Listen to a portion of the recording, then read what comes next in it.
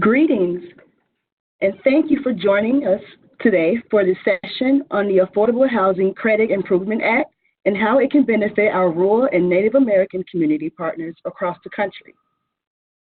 My name is Adrienne Norwood, and I work for this program as the Communications and Policy Associate.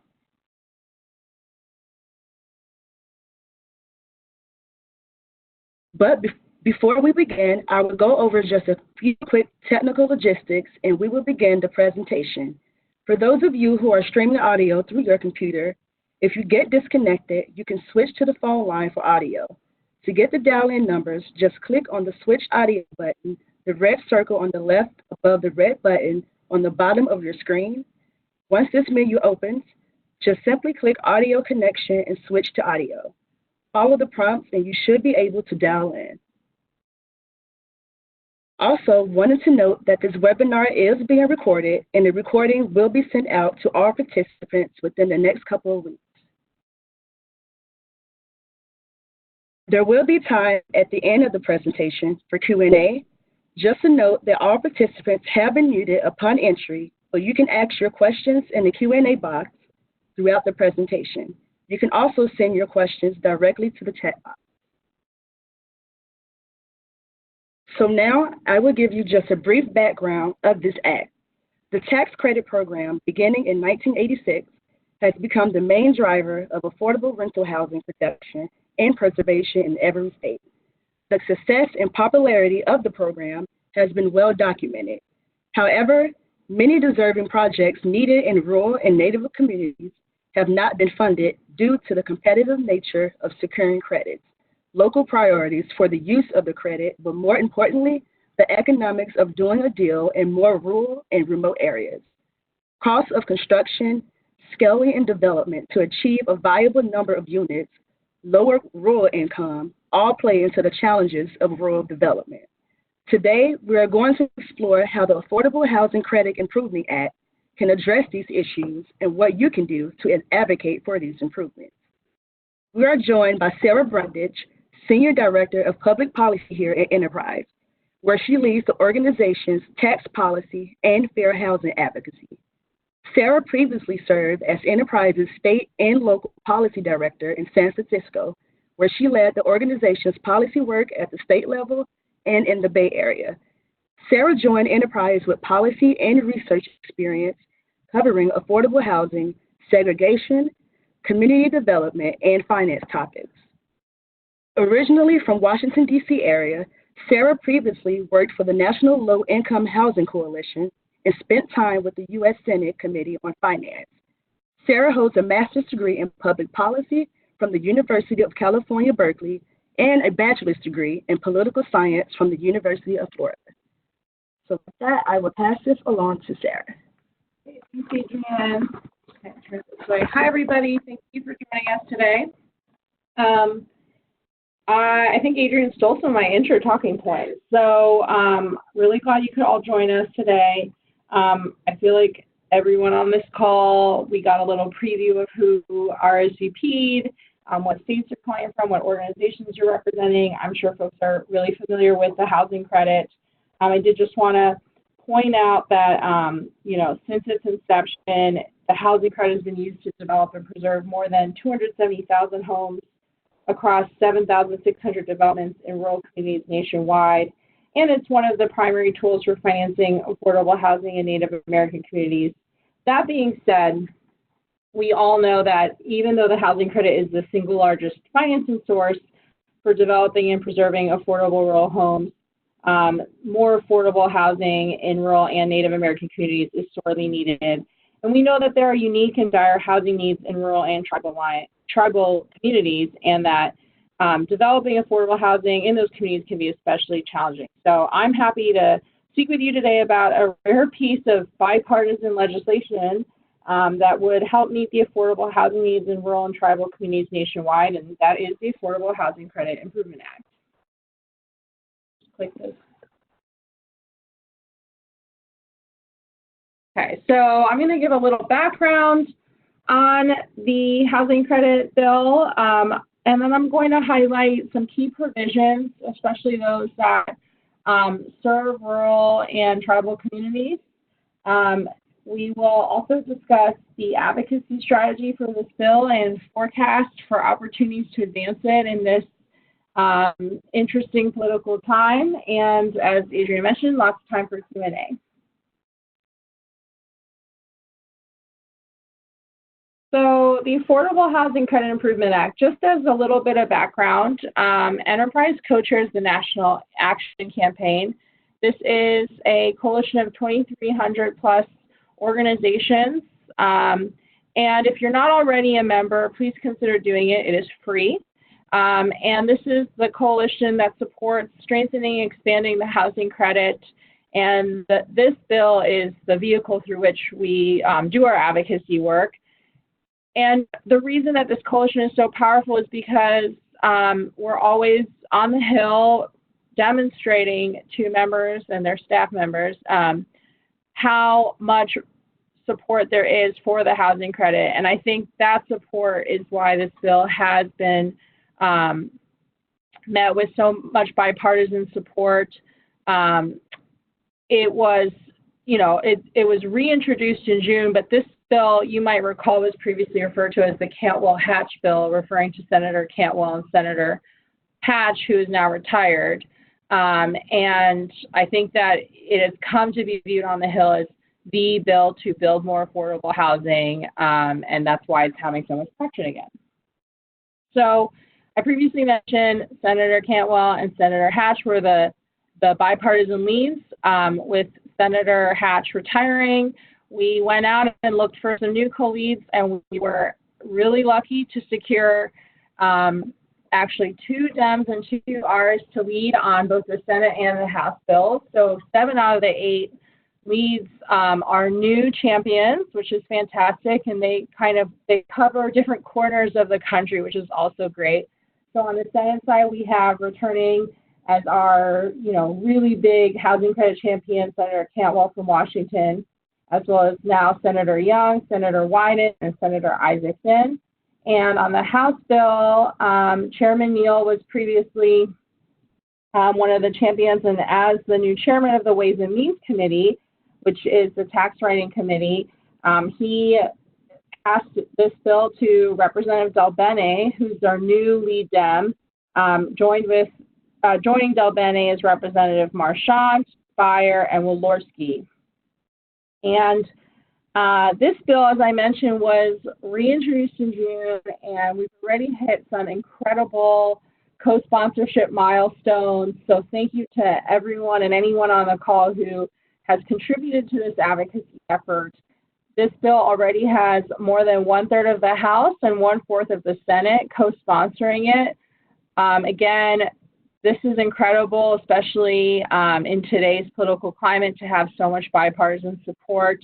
It's been less than 5 months since the bill was introduced, and this level of co-sponsorship took more than a year's worth of advocacy in the prior Congress. So I think this demonstrates how much the need for affordable housing is really being heard on the Hill and understood as a nonpartisan issue. So currently we have more than 29 co-sponsors, or we have 29 co-sponsors in the Senate, comprising 46% of the Senate Finance Committee, and 171 co-sponsors in the House, comprising nearly 70% of the Ways and Means Committee. So I'm going to go over some of the key provisions of this bill. I'm going to start with some of the bigger provisions and then highlight provisions that specifically serve rural and tribal communities. I do want to note this bill has 27 provisions in it.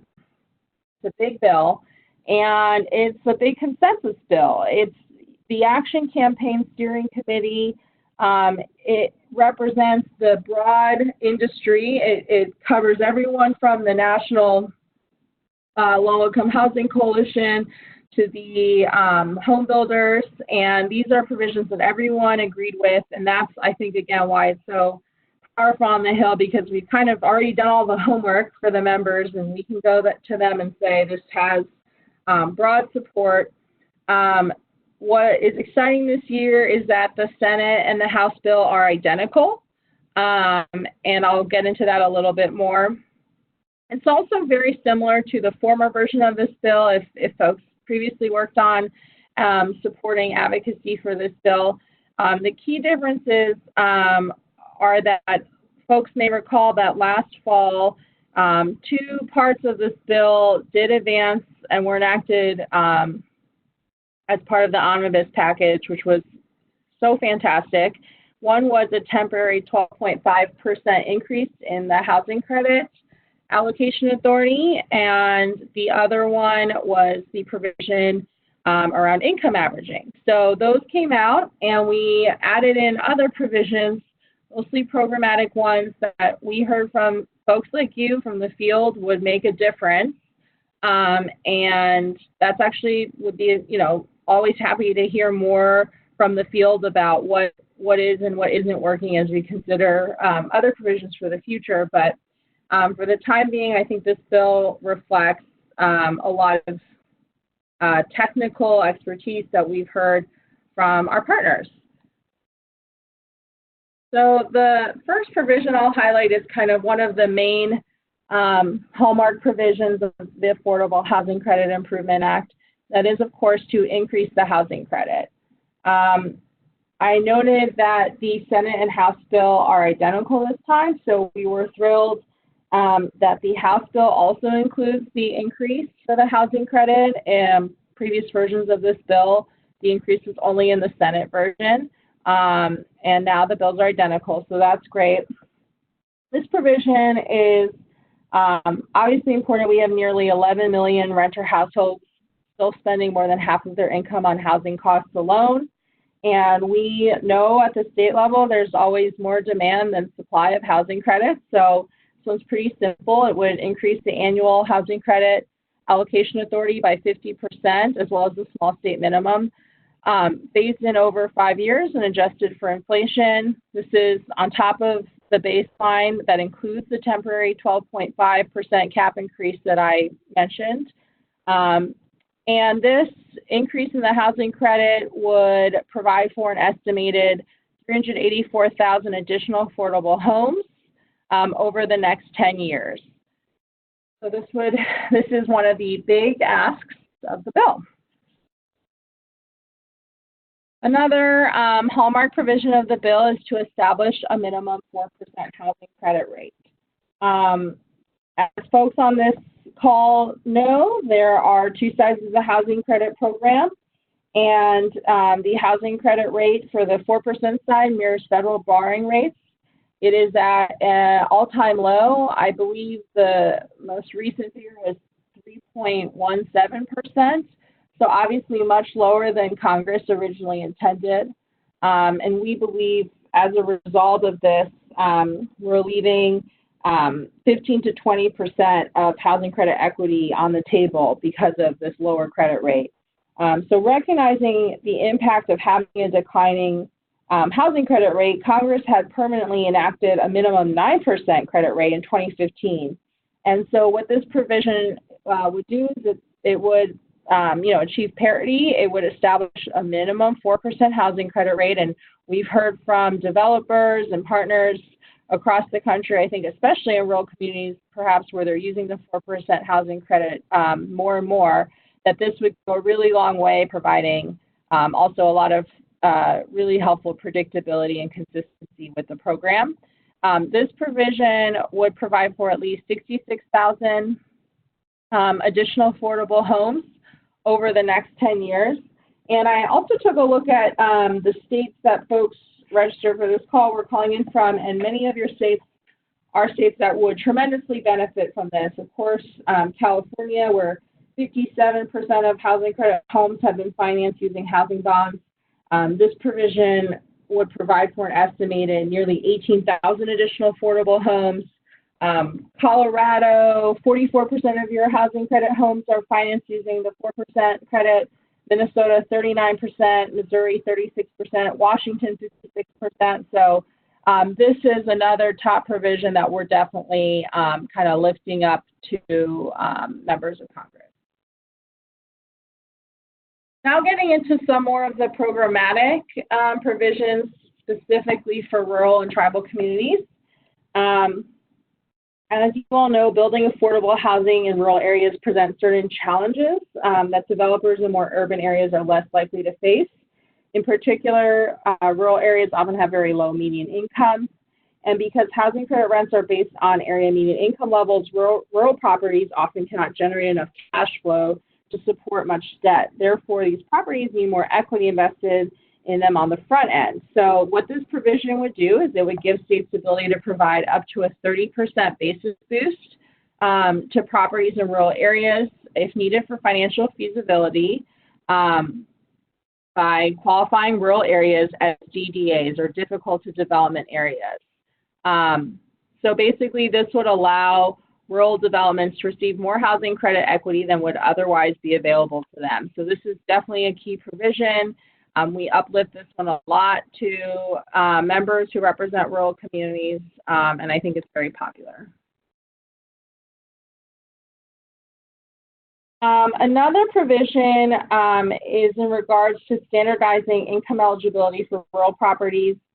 This is one of the more technical programmatic provisions. So under current law, there is a discrepancy in tenant income limits for housing credit properties located in rural areas based on whether or not the property is financed with housing bonds.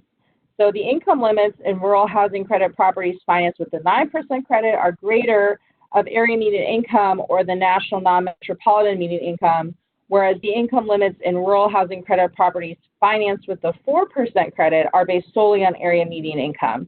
So this provision would base income limits in rural projects on the greater of area median income or the national non-metropolitan median income, standardizing tenant income limit rules, regardless of whether they're 9% or 4%. So a lot of provisions in this bill you'll see are seeking parity, trying to, again, I think, apply adjustments that were made to the 9% side to the 4% side, or have parity between the two of them.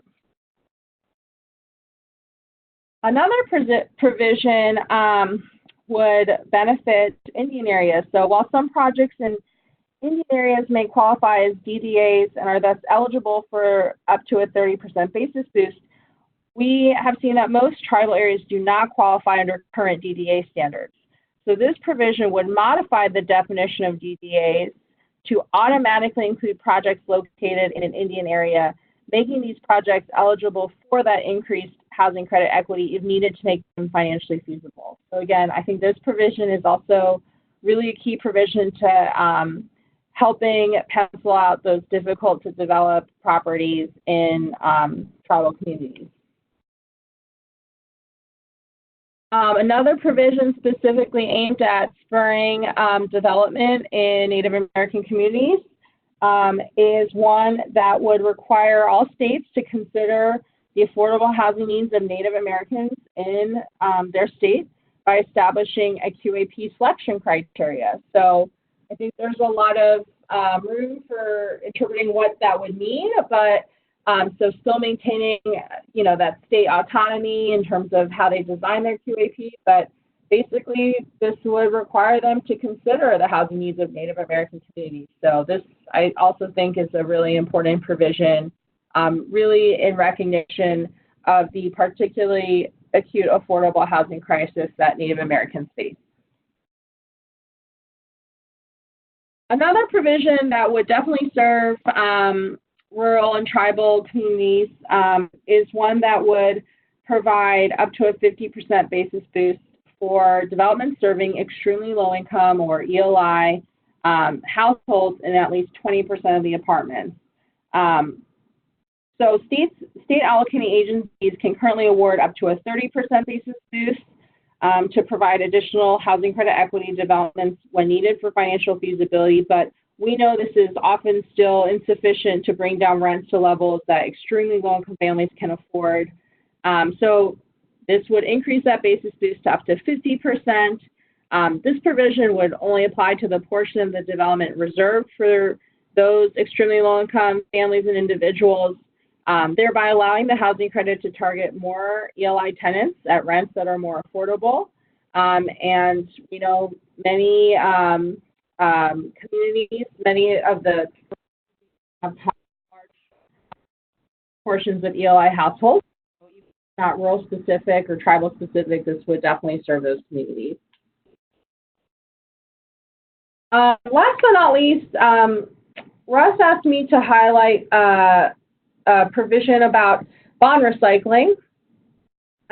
So currently, states have a finite amount of private activity bond authority that can be used for a number of different eligible activities, including both multifamily housing bonds and mortgage revenue bonds, which states use to help lower-income households become first-time home buyers, as well as other eligible non-housing activities.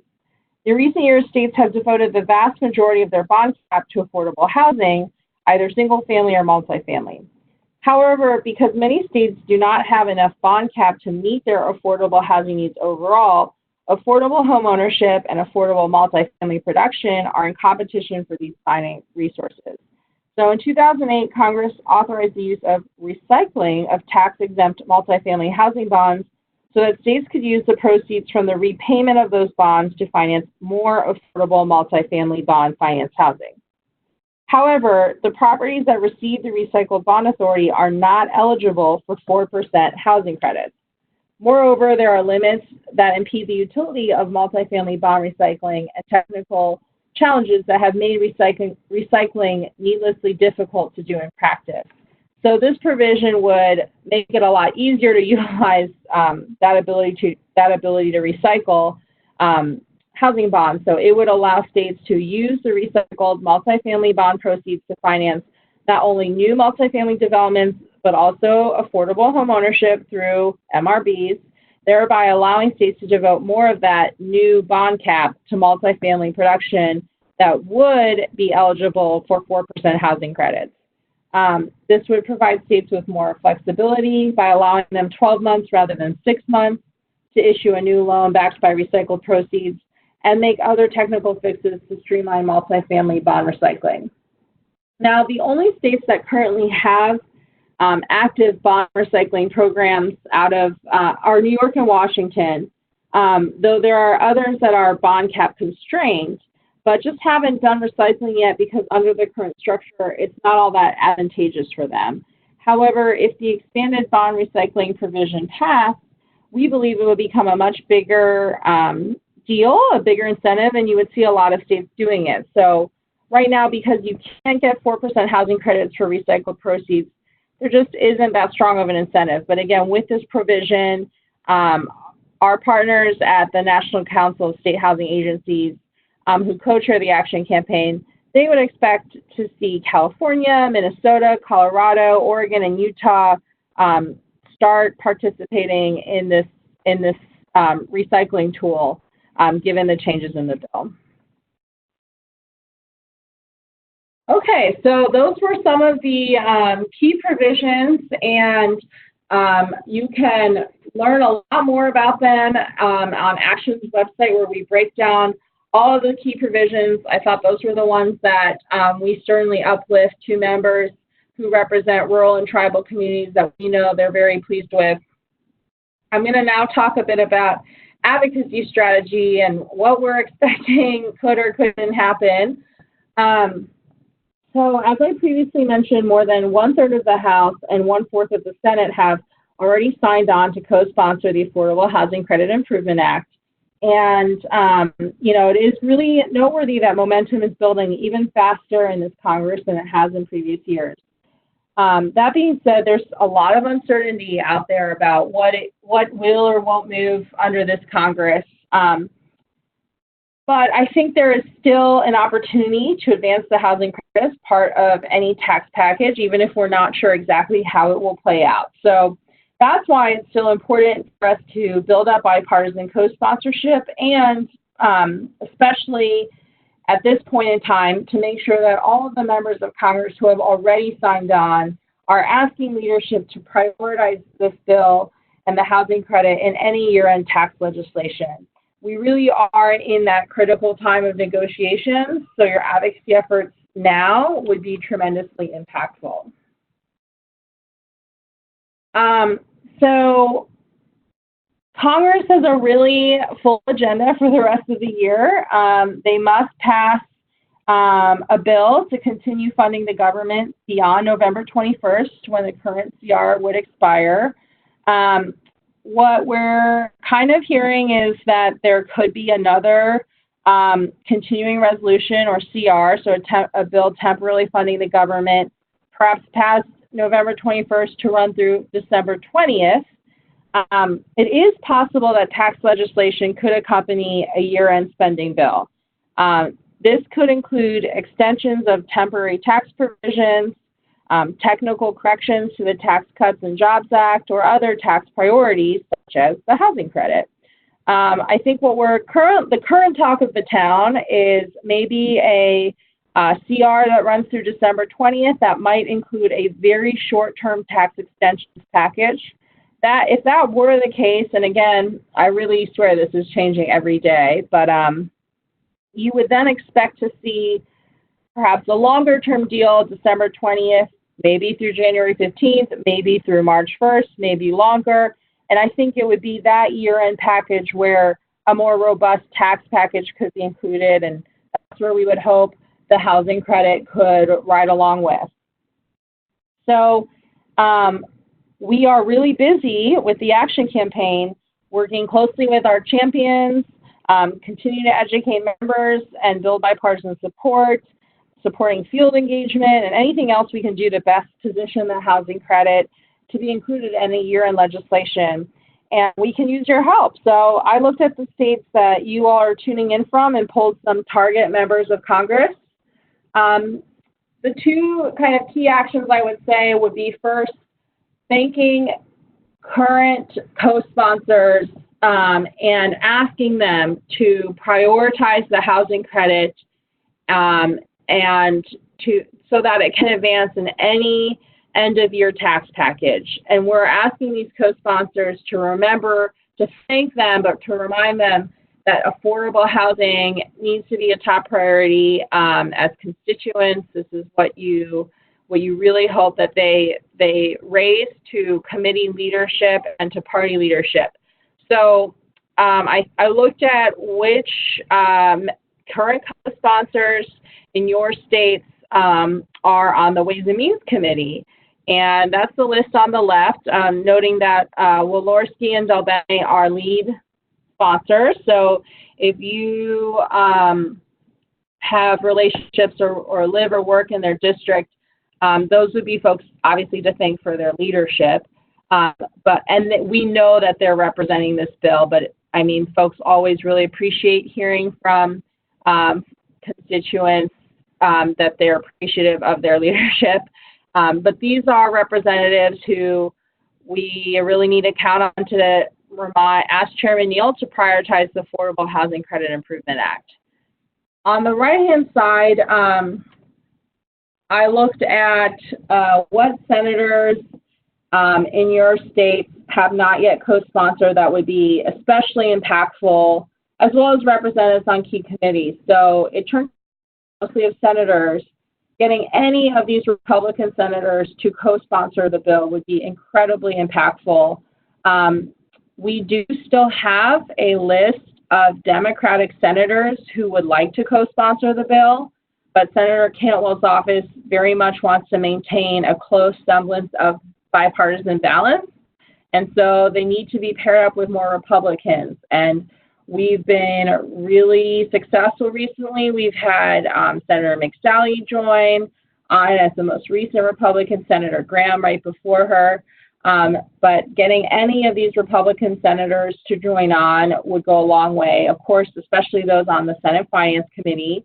And I did want to just note, Senator Romney, we've met with his office, and we know he's interested in homelessness, and it felt like a positive meeting. Same with Senator Hoeven. Senator Thune, we had a very positive meeting with, and his staff especially asked about how the housing credit serves tribal lands. So if you have any capacity or relations with any of these members, please reach out to me, and I'm happy to coordinate. We're happy to provide background on our engagement with these offices to date, as well as recommended contacts or talking points. So these were just a few targets, but of course anyone can reach out to me if you want some state or district-specific information.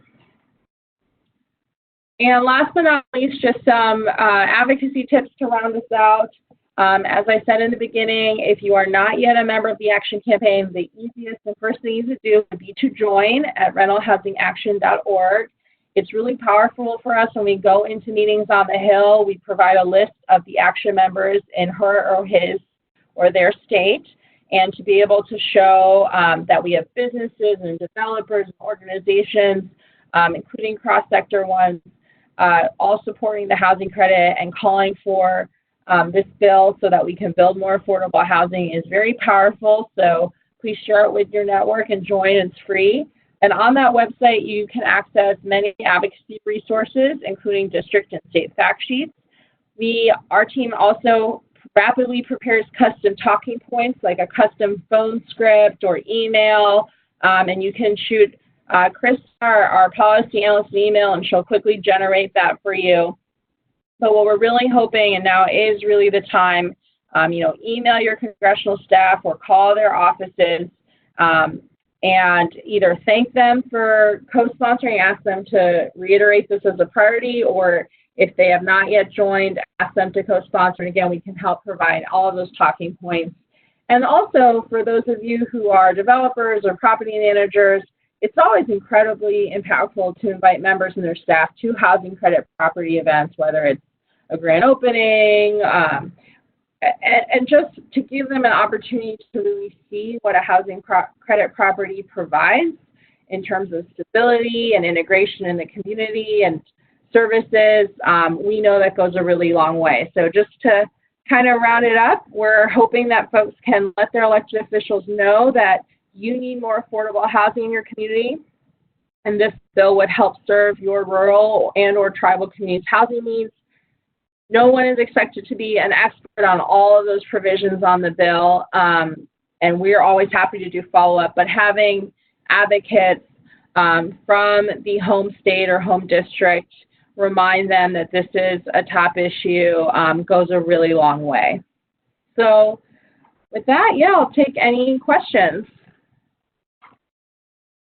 Thank you, Sarah, for this very robust presentation. I know you guys have burning questions, so I will open up the phone lines. So please feel free to ask any questions that you may have. The phone lines are open, so you can start and ask your questions. Okay, you're good.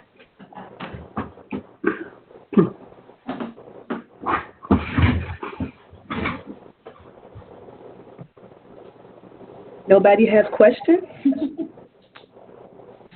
Let me check the Q&A box.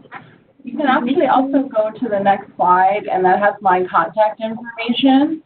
So if folks don't have questions on this call, you should also feel free to shoot me an email or give me a call, and I'm happy to chat more if folks have any capacity to spread the word or mobilize some grassroots advocacy work or anything. It would be great.